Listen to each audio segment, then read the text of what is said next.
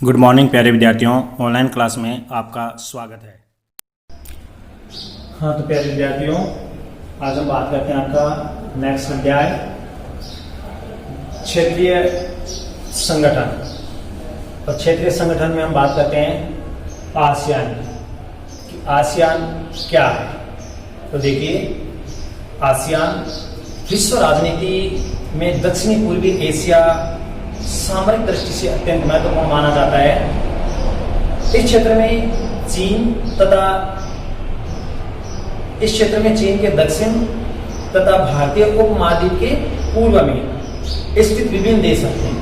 एक तो चीन और चीन के दक्षिण में तथा भारतीय उपमहाद्वीप के पूर्व में काफी राष्ट्र उपस्थित हैं, जिनमें Myanmar, Brunei, Thailand, Indonesia, Laos, Malaysia, Singapore, Cambodia, Vietnam, Philippines आदि देश सम्मिलित हैं, जो चीन के दक्षिण में और भारतीय उपमहाद्वीप के पूर्व में लगभग 10-12 राष्ट्रों का मिला जुला एक ग्रुप है। हाल ही में दक्षिण चीन सागर का विवाद इस क्षेत्र में सामरिक हितों से जुड़ा हुआ है। यह क्षेत्र दूसरे विश्व युद्ध के बाद अत्यंत महत्वपूर्ण माना जाता है। इसके साथ साथ विश्व राजनीति में दक्षिण पूर्वी एशिया शब्द की उत्पत्ति दूसरे विश्व युद्ध के बाद में हुई, जिसे आज हम आसियान का नाम दे रहे हैं। यह आसियान ही दक्षिणी पूर्वी जो एशिया है, उस एशिया को ही हम आसियान के रूप में जानते हैं। और इस शब्द की उत्पत्ति दूसरे महायुद्ध के बाद में हुई। सबसे पहले तात्कालीन इस शब्द का प्रयोग एडमिरल माउंटबेटन के नेतृत्व में दक्षिण पूर्वी एशिया कमांड की स्थापना के दौरान 1953 में क्यूबेक सम्मेलन में किया गया था। यानी 1953 में क्यूबेक सम्मेलन हुआ। उस सम्मेलन में दक्षिणी पूर्वी एशिया कमांड का नाम दिया गया था। और क्योंकि दक्षिणी पूर्वी एशिया सामरिक और भौगोलिक दृष्टि से बहुत ही विस्तृत क्षेत्र है, इसके साथ साथ हिंद महासागर को प्रशांत महासागर से मिलाने वाली समुद्री मार्ग पर वो स्थित है, इसीलिए इसका भौगोलिक और सामरिक यानी सैनिक दृष्टि से बहुत ही अत्यंत महत्वपूर्ण उपयोग है। अच्छा, उपजाऊपन के कारण, श्रेष्ठता के कारण इस क्षेत्र को एशिया का चावल का कटोरा भी कहा जाता है। यानी आसियान जो क्षेत्र है, ये पूरे एशिया महाद्वीप का चावल का कटोरा कहा जाता है, कारण कि यहाँ की जो भूमि है वो काफी उपजाऊ है। और मलाया रबड़ उत्पादन में पूरी दुनिया में श्रेष्ठ अग्रणी है। इंडोनेशिया, सारावाक और ब्रुनई प्रमुख तेल उत्पादक देशों में है। तो राजनीतिक दृष्टि से इस क्षेत्र के निकट साम्यवादी महाशक्ति चीन अपने प्रभाव को निरंतर बढ़ाने के लिए अग्रसर है। अगर सैनिक दृष्टि से देखा जाए तो चाइना अपनी सामरिक शक्ति बढ़ाने के लिए हर संभव तत्पर है। वहीं अमेरिका का नेतृत्व पश्चिमी देश चीन की साम्यवादी विचारधारा और उसके प्रभाव को रोकने के लिए प्रयत्नशील है। अमेरिका जो पूंजीवादी राष्ट्र है, वह साम्यवादी प्रचार प्रसार को रोकने के लिए स्वयं दृढ़ संकल्प है। इसके साथ अगर हम बात करें तो द्वितीय विश्व युद्ध के पश्चात तत्कालीन विश्व शक्ति ब्रिटेन की शक्ति के प्रभाव यानी अंत के उपरांत यह क्षेत्र बिल्कुल शक्ति शून्य हो गया था और चीन इसी शून्यता को भरने का प्रयास कर रहा है। तो आज अगर हम बात करें तो आसियान अर्थात दक्षिणी पूर्वी एशियाई राष्ट्र संघ नामक संगठन की स्थापना की गई थी। तो देखो, हम बात करते हैं आसियान का पूरा नाम क्या है? दक्षिण पूर्वी एशियाई राष्ट्र संघ।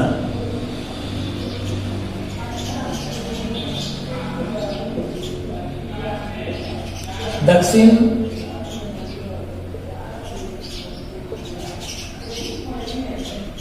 पूर्वी एशियाई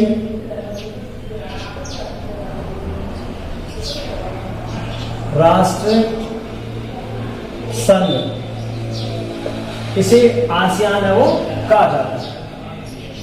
आसियान के अगर हम संगठन की बात करें तो इसकी स्थापना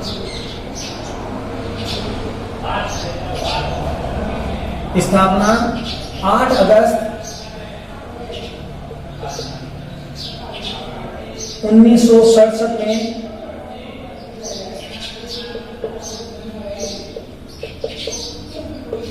5 देशों ने क्षेत्र सहयोग के उद्देश्य से असैनिक संगठन के रूप में इसकी स्थापना की, यानी क्षेत्रीय सहयोग, क्षेत्रीय सहयोग के लिए असैनिक संगठन,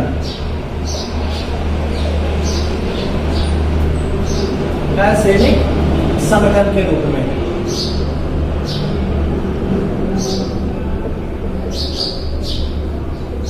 संगठन के रूप में आसियान की स्थापना की गई थी। इसके सदस्यों में इंडोनेशिया,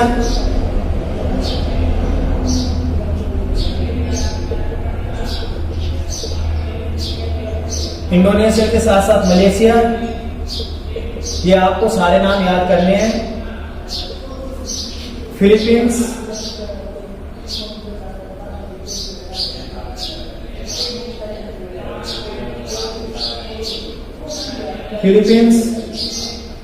उसके साथ साथ सिंगापुर,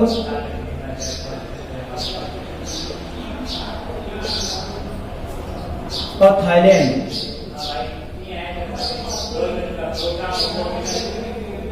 ये 5 राष्ट्र सम्मिलित हैं। उसके बाद ब्रुनेई भी इसमें सम्मिलित कर लिया था 1984 में।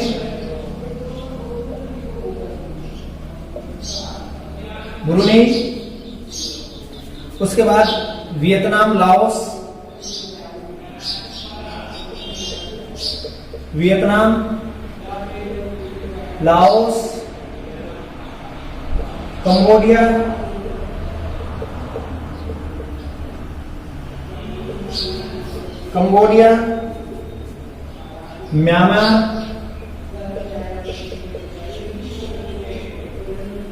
म्यांमार को भी इसमें सम्मिलित कर लिया गया था। इसके साथ साथ अगर हम बात करें तो आसियान का सचिवालय जकार्ता, इंडोनेशिया में है। सचिवालय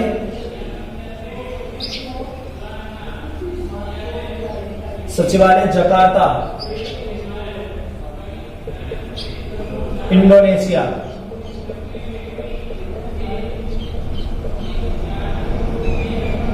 जकार्ता, इंडोनेशिया में इसका सचिवालय है। इसका अध्यक्ष महासचिव कहलाता है, जो 2 वर्ष के लिए चुना जाता है। महासचिव,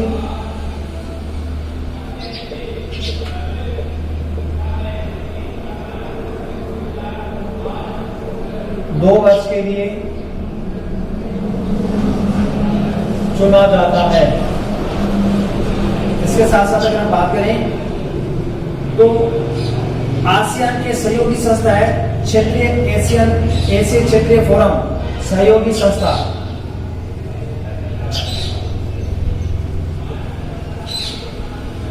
सहयोगी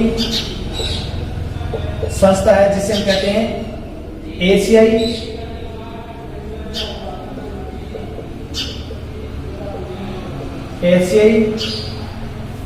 क्षेत्रीय फोरम।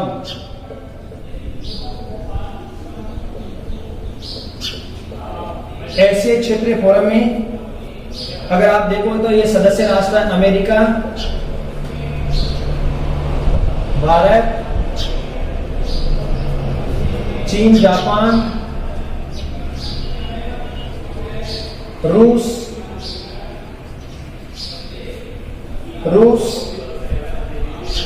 और उत्तरी कोरिया।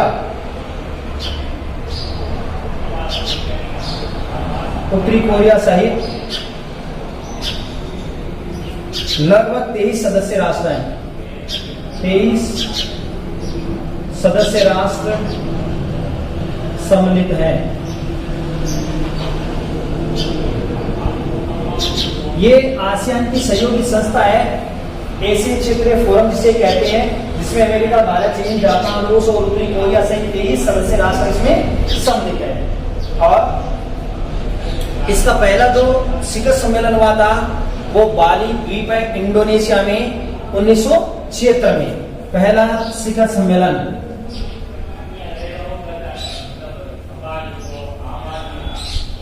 पहला शिखर सम्मेलन 1976 बाली ये द्वीप है इंडोनेशिया का।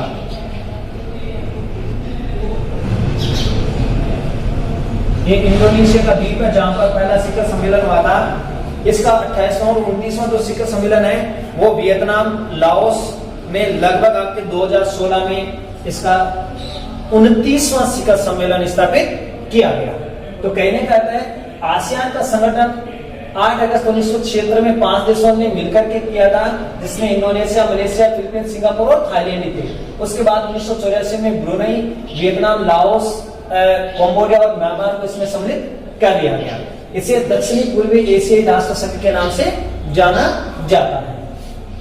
इसका सचिवालय जकार्ता इंडोनेशिया में, महासचिव 2 वर्ष के लिए चुना जाता है और ये एक सहयोगी संस्था है एशिया क्षेत्रीय फोरम, जिसमें अमेरिका, रूस, भारत, चीन, जापान, उत्तरी कोरिया सहित 23 राष्ट्र को सम्मिलित है। इसका पहला शिखर सम्मेलन आप देखोगे 1976 बाली इंडोनेशिया में हुआ था।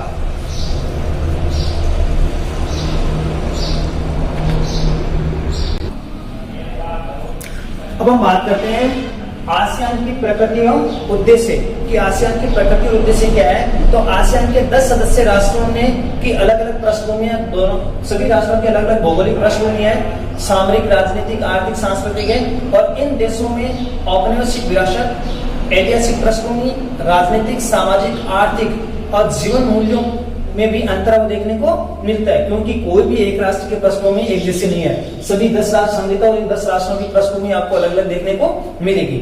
इसके साथ अगर हम बात करें तो सभी देशों की चुनौतियां एक जैसी है, यानी इन 10 राष्ट्रों की लगभग एक जैसी समस्याएं, एक जैसी ही चुनौतियां हैं। इन चुनौतियों का सामूहिक मुकाबला करने के लिए ही यह संगठन अस्तित्व में आया है, यानी अपने अपने चुनौतियों को समाप्त करने के लिए, उन चुनौतियों का सामना करने के लिए ही ये आसियान संगठन अब वो सामने आया है। जैसे अब इनकी समस्याएं क्या क्या है अगर हम बात करें तो इसकी समस्या है जैसे जनसंख्या विस्फोट,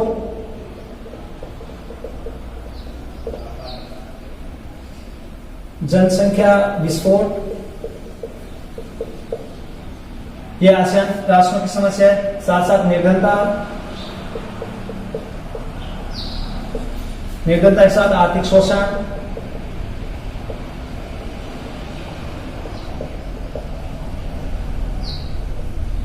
आर्थिक शोषण, असुरक्षा आदि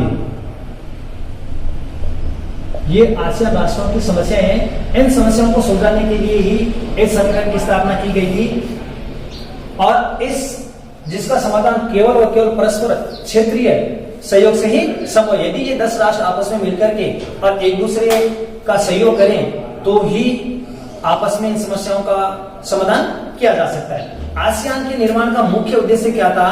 दक्षिणी पूर्वी एशिया में आर्थिक प्रगति को प्रदान करना, यानी सभी राष्ट्रों में इसका उद्देश्य क्या था?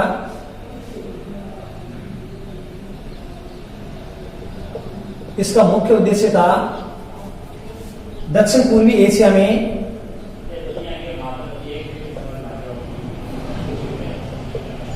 दक्षिण पूर्वी एशिया में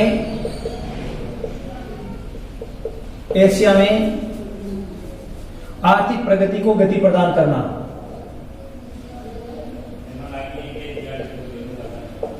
आर्थिक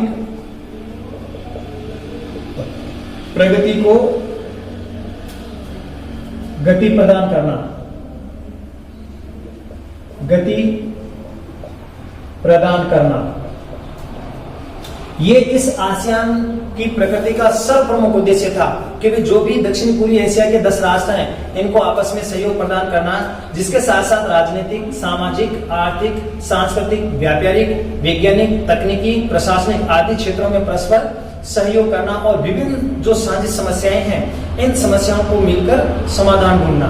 यानी प्रत्येक राष्ट्र की जो समस्याएं हैं इन समस्याओं को एक राष्ट्र सबकी समस्याएं समझे और सारे राष्ट्र प्रत्येक राष्ट्र की समस्या समझ करके और साझा रूप से उनका सहयोग करें। इसके साथ साथ इस संगठन का महत्वपूर्ण लक्ष्य था साझा बाजार तैयार करना। देखिए लक्ष्य क्या था?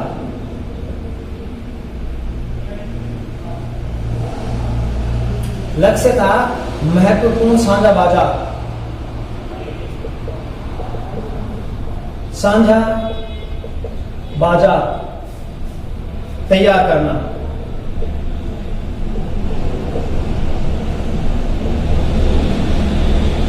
साझा बाजार तैयार करना और इन देशों में परस्पर व्यापार को बढ़ाना, साथ साथ परस्पर व्यापार को बढ़ाना।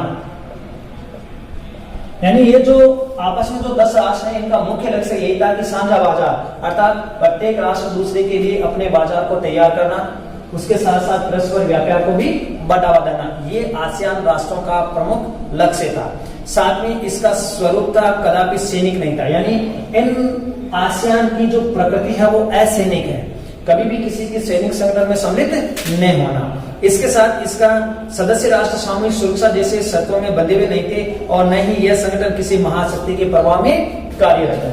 तो कहने का अर्थ है आसियान की प्रकृति असैनिक संगठन के रूप में, वो किसी भी महाशक्ति के साथ में बंधे हुए नहीं है। इसका प्रमुख उद्देश्य यही था कि वे दक्षिण पूर्वी एशिया में आर्थिक प्रगति में गति प्रदान करना और लक्ष्य था साझा बाजार तैयार करके और परस्पर सभी राष्ट्र अपने व्यापार को बढ़ावा देंगे। यानी प्रत्येक राष्ट्र की जो वस्तुएं हैं इन 10 राष्ट्रों में बिना किसी लाभ के वो सप्लाई की जा सकती है, उनका व्यापार किया जा सकता है, साझा बाजार वो तैयार किया जा सकता है।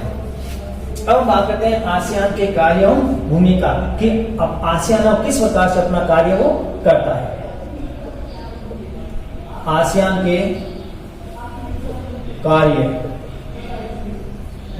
एवं भूमिका।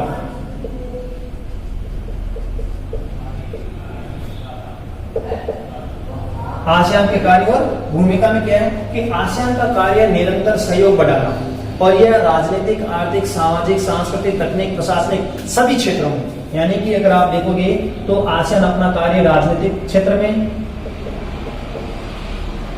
राजनीतिक, सामाजिक, आर्थिक, सांस्कृतिक सभी क्षेत्रों में अपना निरंतर सहयोग है वो बढ़ा रहा है। इसके साथ साथ अगर हम बात करें तो इसके सदस्य अपने व्यक्तिगत कार्य प्रणाली में क्षेत्रीय आधार पर सुलझाने का प्रयास भी कर रहे हैं। 1969 में संचार व्यवस्था एवं सांस्कृतिक गतिविधियों को बढ़ाने के लिए इन देशों ने एक अनुबंध भी किया, जिसके अंतर्गत सभी देशों में रेडियो एवं दूरदर्शन के विभिन्न कार्यक्रमों का आदान प्रदान भी किया गया। यानी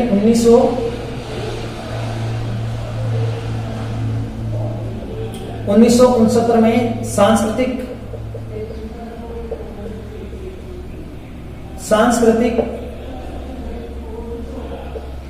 आदान प्रदान के लिए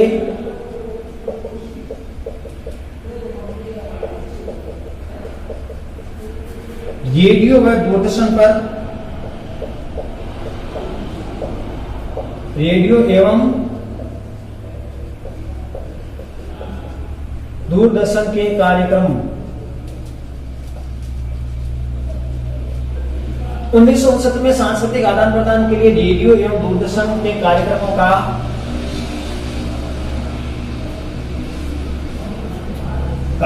का आदान प्रदान करना, कार्यक्रमों का आदान प्रदान करना।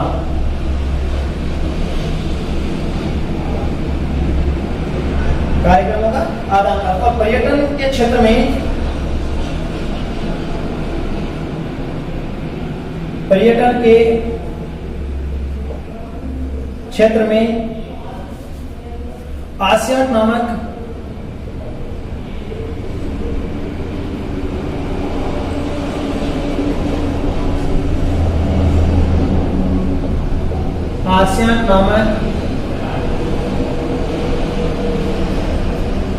सामूहिक संगठन की स्थापना की गई।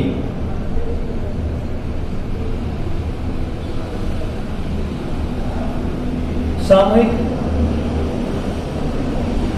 संगठन की स्थापना की गई।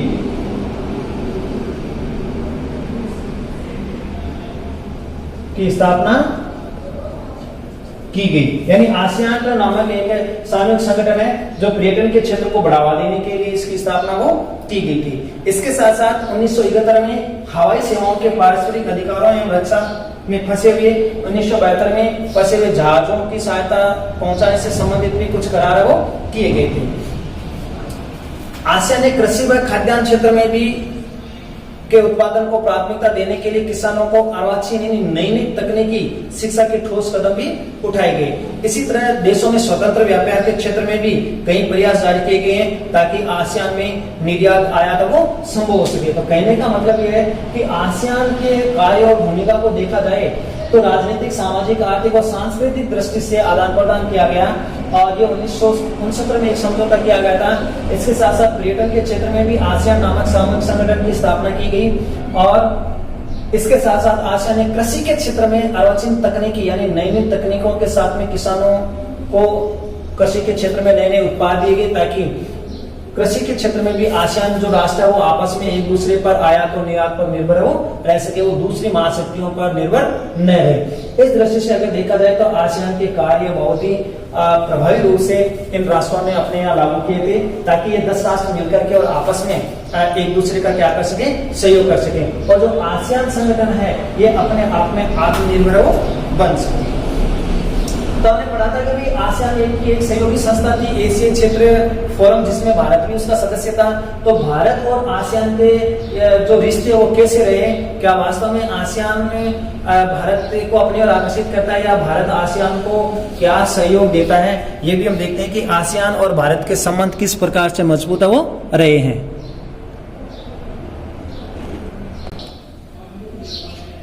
हाँ, तो अब हम बात करते हैं कि भारत और आसियान की, कि भारत आसियान के साथ में किस प्रकार से सहयोग कर रहा है। तो अगर हम देखें तो भारत आसियान में का पूर्ण समाज बिल्कुल सहयोगी राष्ट्र है और आसियान के सहयोगी संगठन एशियाई क्षेत्र फोरम का भी भारत वो सदस्य है, क्योंकि एशियाई क्षेत्रीय फोरम है वो आसियान का एक सहयोगी संस्था, इसमें हमारा राष्ट्र भी क्या है, उसका सदस्य है। अगर देखें तो विगत 10 वर्षों में आसियान के साथ भारत का जो व्यापार है वो बढ़कर के कितने गुना हो गया, 5 गुना हो गया। यानी भारत आसियान राष्ट्रों के साथ में अपने व्यापार को बढ़ाता है और लगभग 5 गुना व्यापार है वो बढ़ा है। और भारत की वर्तमान सरकार ने तो एक्ट ईस्ट नीति को एशिया प्रशांत क्षेत्र में अभूतपूर्व सफलता भी प्राप्त की, यानी एक्ट ईस्ट नीति यानी पूर्व की ओर चलो, ठीक है ना। तो इस दृष्टि से देखें तो नई सरकार ने, हमारे नई सरकार का मतलब मोदी जी ने तो पूर्वी राष्ट्रों के साथ में और अधिक व्यापार बढ़ाने का प्रयास वो किया, जो काफी सफलतापूर्वक भी रहा है। इसके साथ बात करें तो आसियान के क्षेत्र में बढ़ती हुई भूमिका के प्रमुख 3 कारण हैं और वो 3 कारण क्या है वो है, देखिए इसमें अगर हम बात करें, पहला कारण आपके कि भारत को अपनी तेजी से उभरती हुई अर्थव्यवस्था के लिए बाजार की आवश्यकता है। भारत को अपनी बढ़ती अर्थव्यवस्था के लिए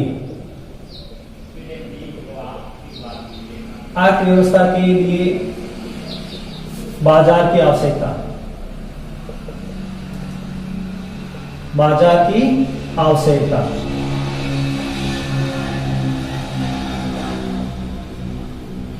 ये पहला कारण है कि भारत आसियान राष्ट्रों के साथ में अपना योगदान क्यों बढ़ा रहा है, क्योंकि भारत की अर्थव्यवस्था जो तीव्र गति से बढ़ रही है उसके लिए सबसे पहले उसको एक बड़ा बाजार चाहिए।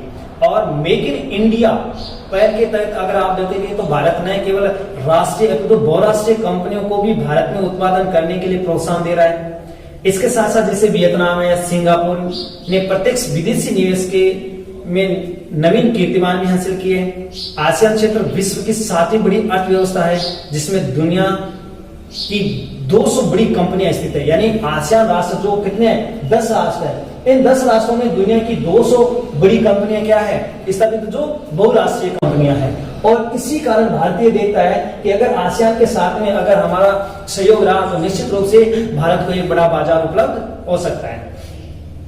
दूसरा कारण है कि अर्थव्यवस्था को न केवल बाजार बल्कि प्राकृतिक तेल, गैस, ऊर्जा बाजारों की भी आवश्यकता है जो ऊर्जा आवश्यकताओं को पूरा कर सके। दूसरा है आपके ऊर्जा आवश्यकताओं को पूरा करना,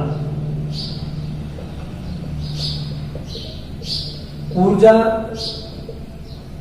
आवश्यकताओं को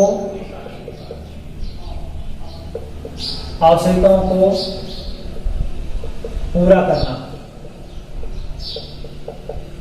यानी बाजार के साथ साथ में हमारा राष्ट्र इन आसियान राष्ट्रों से अपनी ऊर्जा आवश्यकताओं की भी पूर्ति कर सकता है। इस उद्देश्य के लिए आसियान क्षेत्र जिसमें भारत की कोयले की मांग इंडोनेशिया पूरी कर सकता है और गैस वियतनाम की ओर ऑस्ट्रेलिया से पूरी कर सकता है। यानी अगर हमें कोयले की जरूरत हो तो हम इंडोनेशिया से पूर्ति कर सकते हैं। इसके साथ अगर गैस की हो तो वियतनाम और ऑस्ट्रेलिया इसकी पूर्ति कर सकता है। तो हमारी जो ऊर्जा आवश्यकताएं हैं उनको भी आसियान राष्ट्र पूरा कर सकते हैं। तीसरा प्रमुख कारण है कि भारत कूटनीतिक और आर्थिक जगह बनाना चाहता है, जो चीन के प्रभाव क्षेत्र में, यानी चीनी प्रभाव क्षेत्र को कम करना। सीधा सा अर्थ है चीनी प्रभाव को कम करना। देखिए, सामरिक दृष्टि से चीन जो है वो अपना प्रभाव क्षेत्र आसियान पर जमाना चाहता है, लेकिन भारत सामरिक दृष्टि से जो चीन के इस बढ़ते हुए प्रभाव को कम करना चाहता है, इसीलिए वह आसियान का क्या है बना हुआ है, सदस्य बना हुआ है। इसके साथ साथ अगर हम बात करें तो वियतनाम फिलीपींस के दक्षिण चीन सागर से लेकर चीन के साथ गंभीर सामुद्रिक सीमा विवाद, और यही देश चीन की बढ़ती हुई शक्ति से भी क्या है, आशंकित है। इसके साथ साथ म्यांमार जो परंपरागत रूप से चीन के निकटता रखता है, अब वह स्वतंत्र विदेश नीति का अनुसरण करना चाहता है। तो अगर हम बात करें तो प्रधानमंत्री मोदी जी ने 6 से 7 सितंबर के मध्य लाओस की राजधानी वियतनाम में 14वां आसियान शिखर सम्मेलन को संबोधित करते हुए आतंकवाद और कट्टरवाद का मिलकर सामना करने पर भी बल दिया था। यानी लाओस की राजधानी जो थी वियतनाम, यहाँ पर 6 से 7 सितंबर में लाओस में उन्होंने आसियान के शिखर सम्मेलन को संबोधित करते हुए आतंकवाद पर अपना संबोधन भी दिया था और कहा कि इसका सामना करने पर यदि सभी राष्ट्र भारत के साथ में मिले आसियान के, तो निश्चित रूप से आतंकवाद को समाप्त वो किया जा सकता है। इसके साथ साथ अगर हम बात करें तो इस सम्मेलन में नरेंद्र मोदी ने पाकिस्तान को अलग थलग करने के लिए आतंकवाद का निर्यात देश तक करार दिया था और कहा था कि जो आतंकवाद का निर्यात कर रहा है उसे सजा भी दी जानी चाहिए। यानी सितंबर के शिखर सम्मेलन में मोदी जी ने पाकिस्तान पर प्रहार करते हुए ये भी कहा था कि भी पाकिस्तान है वो आतंकवाद का प्रचार प्रसार कर रहा है, आतंकवाद को पनाह दे रहा है, तो ऐसे राष्ट्र को निश्चित रूप से सजा मिलनी चाहिए। इसके साथ साथ कहने का है कि भारत हमेशा ही आसियान को सहायता देने का कार्य किया है और सफलतापूर्वक कार्य भी किया। तो ये आसियान भारत है वो आसियान से अपने इन आवश्यकताओं की पूर्ति की जा सकती है, जिसके माध्यम से भारत आसियान का सदस्य बना और आसियान से सफलतापूर्वक अपना सहयोग प्राप्त करना चाहता है। हम बात करते हैं, देखो, आसियान का योगदान और समीक्षा, यानी कि अंतर्राष्ट्रीय राजनीति में आसियान का क्या योगदान वो रहा है।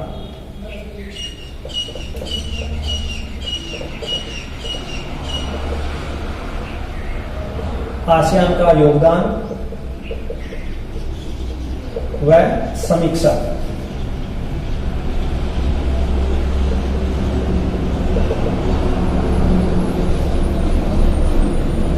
देखो, आसियान की स्थापना के शिखर से लेकर 28वें शिखर सम्मेलन तक आसियान के सारे कार्यकलाप एवं उपलब्धियों का विश्लेषण करने पर हम ये कह सकते हैं कि जिन उद्देश्यों के लिए आसियान की स्थापना की गई थी उनको पूरी तरह से प्राप्त वो नहीं किया जा सका।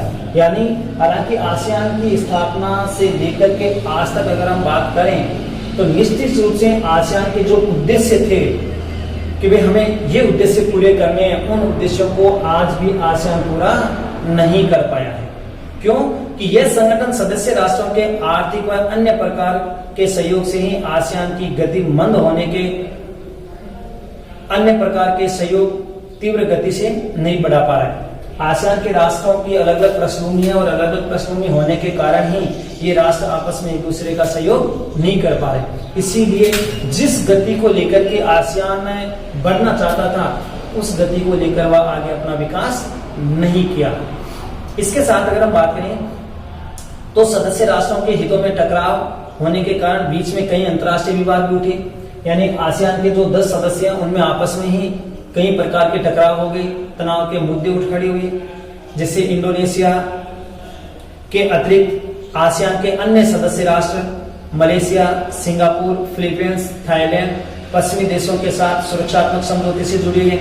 यानी अगर आप इंडोनेशिया को छोड़ दें तो बाकी जितने भी राष्ट्र हैं वो पश्चिमी राष्ट्रों के सैनिक गुटों से बंधे हो गए, जबकि हमने यही पढ़ा था कि आसियान का उद्देश्य था कि भाई वो असैनिक संगठन होगा, जबकि इंडोनेशिया को छोड़ करके बाकी सभी राष्ट्र हैं वो सैनिक गुटों से बंधे हुए हैं। इसके साथ साथ बल्कि हिंद चीन पर भी पश्चिमी शक्तियों का प्रभाव देखा जा सकता है। आसियान के सदस्य राष्ट्रों में विदेशी सैनिक अड्डे भी मौजूद हैं। यानी आज अगर हम बात करें तो आसियान के कई ऐसे सदस्य राष्ट्र हैं जिनमें यहाँ पर विदेशी सैनिक अड्डे स्थापित किए गए हैं। इन सब आलोचनाओं के बावजूद भी आसियान एक असैनिक संगठन का ही स्वरूप है। देखिए, आसियान अपने उद्देश्यों में तो सफल नहीं रहा, लेकिन इसके बावजूद भी हम ये कह सकते हैं कि आसियान राष्ट्रों का जो ये संगठन है, दक्षिणी पूर्वी एशियाई संगठन जो संगठन है आसियान, ये आज भी एक असैनिक संगठन ही है। इसके साथ आसियान की सदस्यता के द्वारा आज दक्षिणी पूर्वी एशिया उन सभी राष्ट्रों के लिए खुले हैं जो इसके उद्देश्य, सिद्धांत और मुक्त व्यापार क्षेत्र बनाने के लिए प्रयत्नशील है। यानी आज भी आसियान के जो सदस्य राष्ट्र उनके बाजार उन राष्ट्रों के लिए खुले हैं जो वास्तव में आसियान के साथ अपना व्यापार बढ़ाना चाहते हैं। आसियान के महत्व को इस बात से आंका जा सकता है कि दुनिया के महत्वपूर्ण 33 देश, जिनमें अमेरिका, रूस, चीन, जापान, भारत आदि शामिल है, वे इसकी एशियन रीजनल फोरम के सदस्य हैं। देखिए, आसियान का महत्व इस बात पर निर्भर करता है कि आसियान की जो सहयोगी संस्था है, जिसे हम एशिया रीजनल फोरम कहते हैं, उसमें दुनिया की बड़ी बड़ी जो अर्थव्यवस्था वाले राष्ट्र हैं, जिनमें अमेरिका, रूस, चीन, जापान, भारत आते हैं, 30 सदस्य राष्ट्र इस आसियान के सहयोग के लिए तत्पर रहते हैं। तो हम कह सकते हैं कि भले ही इसकी आलोचना क्यों न की गई हो, लेकिन उसके बावजूद भी आज भी अंतर्राष्ट्रीय स्तर पर आसियान का महत्व कम नहीं आंका जा सकता है। तो ये बहुत ही अच्छा क्वेश्चन है, बड़ा क्वेश्चन है। ये आपका जो पाठ है इकाई 4 में आसियान एवं सार्क, ये 2 अलग अलग क्वेश्चन है। ये एक पूरा क्वेश्चन आपका तैयार हो गया है आसियान के बारे में, ठीक है ना। तो आसियान का उद्देश्य, आसियान के लक्ष्य, आसियान के सिद्धांत, आसियान का संगठन और उसकी कार्य और प्रकृति, और अंतरराष्ट्रीय राजनीति में आसियान का क्या योगदान है, उसकी समीक्षा कीजिए। तो एक बड़ा प्रश्न तैयार हो जाता है। 6 नंबर का क्वेश्चन है, इसमें 4 नंबर का क्वेश्चन भी आपके आ सकता है, तो आप इसको अच्छी तरह से तैयार हो कर